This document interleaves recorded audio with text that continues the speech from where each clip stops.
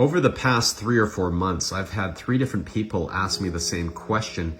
And to be honest, it's not something I'd ever really thought about before or had noticed before. So I tried it with my recorder and sure enough, the same thing happened. So I don't know if this is happening with yours, but if it is, I have a fix for you. At least I think it's gonna work. We're gonna try this out. But anyway, these people would go to a location, they'd get a bunch of recordings, and that evening or the day after, they'd take the batteries out with the thought of putting the batteries back in maybe a week or 2 later and reviewing their evidence. But when they go to put the batteries back in, the recordings were all gone. The screen would look like something what you're looking at right now. There would be 0 recordings on the recorder, even though before they'd taken the batteries out, there were quite a few recordings on there. So I tried this. I took one of my recorders and I made 14 recordings. I took the batteries out, I left it a couple of days and put the batteries back in, and guess what? Those files were gone as well. So my recorder was experiencing the same thing, and yours probably is as well.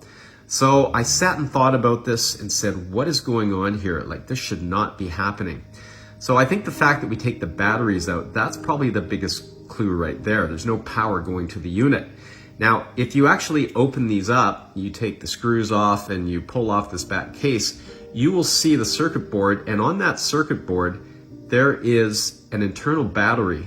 And my thought is, these units are 25 years old. Batteries don't last forever. It's probably that battery has gone dead over time.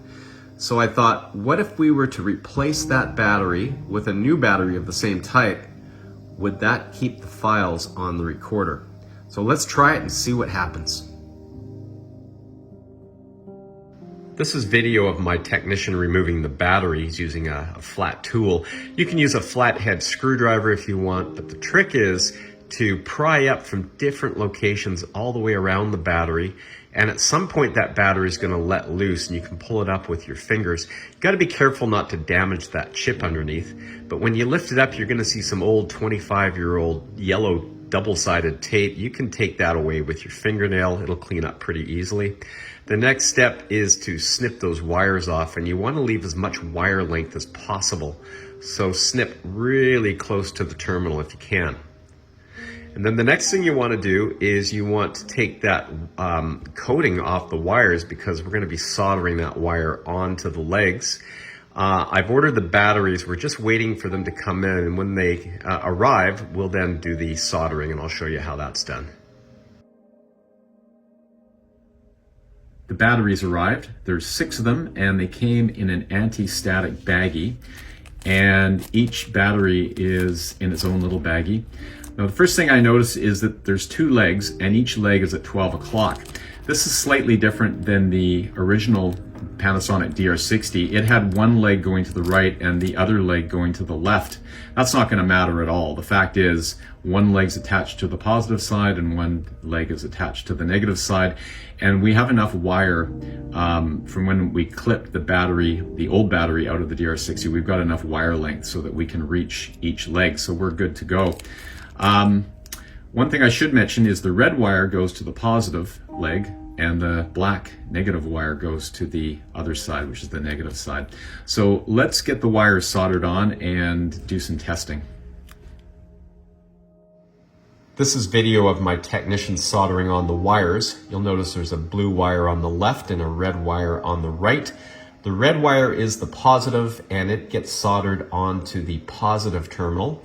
The positive terminal is on the top of the battery, and the top of the battery is where you'll see the writing. You'll also see a plus sign which represents positive.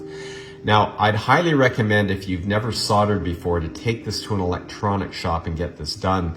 You don't want to burn out any components. You don't want any solder dripping on any parts on the circuit board. There's a whole bunch of things you got to be careful about. So if you don't know what you're doing, I'd highly recommend take it to an electronic shop. So we've just finished soldering on this new replacement battery, and I'm not going to double side tape it on yet because we want to do a test to see if this battery is indeed keeping those files in memory. Now, as you can see, I've added 14 files, and I'm going to take the batteries out and I'm going to let this sit for 3 days. And then I'm going to put the batteries back in and see if those 14 files are still there. And if they are, we know that this new replacement battery is doing its job, and then I'll double side tape it and I'll close up the unit.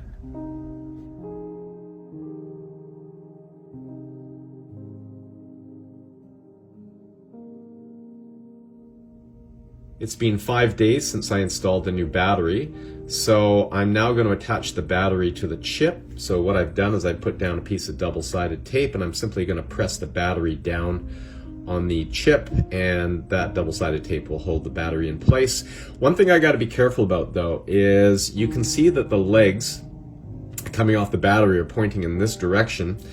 There is a little switch right here, and I don't want to block that switch, because when I put the case back together, if I try and move this switch, it's not going to work because these legs are going to be in the way. So I'm going to have to rotate that battery 90 degrees and push it on. I want to make sure that I clear that switch. So here we go. I'm going to push that down. Great. Okay, that's now in place, and I have clear access to that switch. So now I'm going to put this unit back together, and we'll have the moment of truth and see if this works. I just put the unit together, and I can't stress how important it is that when you're putting a DR60 back together, that your switches, there's 3 of them, 1, 2, and 3, you've got to make sure that the position of the switch, by that I mean either left or right, up or down, you've got to make sure that those match the little tabs on the circuit board.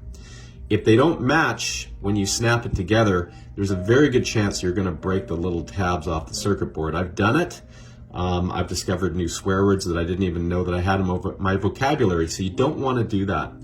Anyway, I've put this unit back together, so theoretically when I put the batteries back in, there should be 14 files still left on this recorder, because this new battery that I installed should have supplied enough power to keep those in memory. So here we go. This is the moment of truth. I'm going to put the batteries in. Whoops, I've got that upside down. It's that way. This goes this way. Okay. I got the hold button on, I can see. I'm going to turn that off.